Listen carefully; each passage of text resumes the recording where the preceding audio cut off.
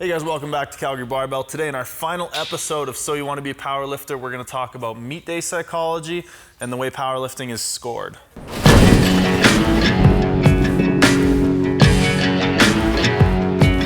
So one thing I think that is maybe not quite talked about enough is meet day psychology. So the way that you're thinking and what's going on in your head while you're performing.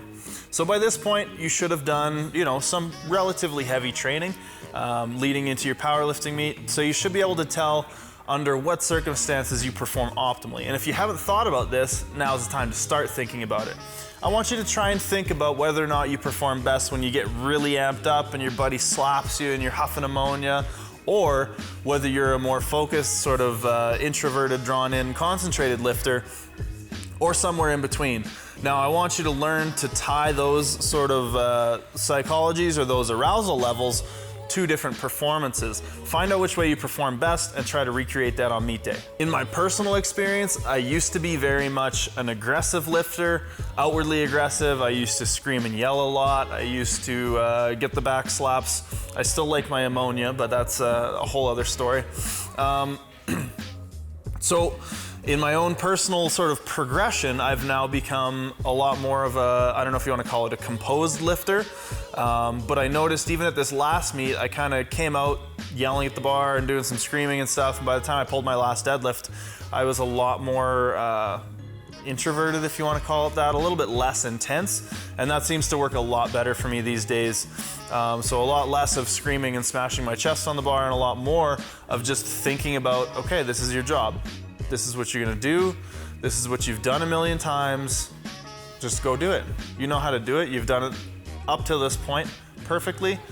Just go and execute. It's just all about the execution. And lastly, I'm gonna talk a little bit about what to do if you miss a lift.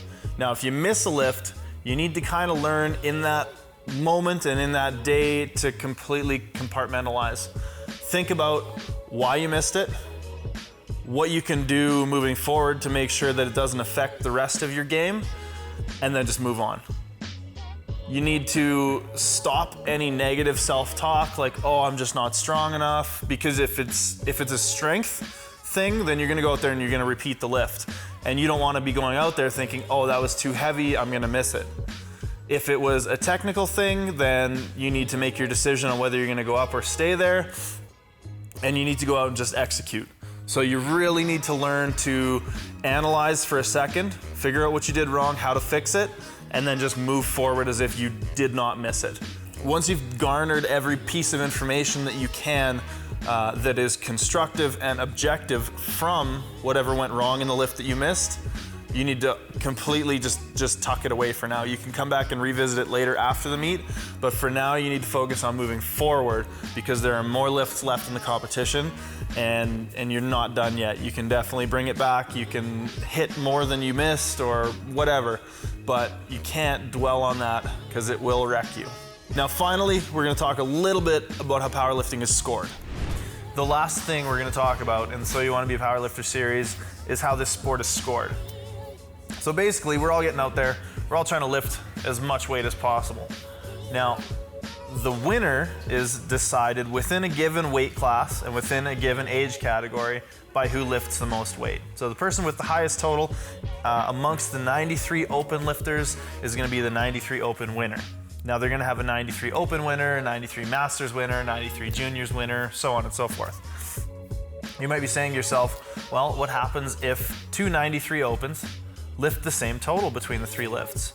Well, what happens then is that the lifter with the lower body weight is gonna win. Now, in the case of an absolute tie, crazy tie, where people have the same body weight and the same total, what happens is the lifter who posted the total first wins. One other thing worth noting here is that at international competitions, you can actually win 4 different events. So you can have first, second, and third place medals for the squat, for the bench press, and for the deadlift, as well as total. Obviously, the most prestigious one to win would be the total, but you can medal in one of the other disciplines without getting a medal in the total, and vice versa. It's just kind of an interesting thing that a lot of people didn't know about. Anyways, guys, I hope that you've enjoyed this journey with Calgary Barbell, taking you to your first powerlifting meet. I hope we've covered everything in depth. enough. I hope we've given you a good solid basis and foundation for preparing and competing in your first powerlifting meet. And we've had a lot of fun making these videos, so we hope you guys have enjoyed them too. We got a lot more cool, informative, and hopefully entertaining stuff coming up very shortly, so click that subscribe button. If you like the video, hit like and share this with your friends. If somebody's looking to do their first powerlifting meet, we're hoping this is a good sort of resource for that. So thank you very much for watching.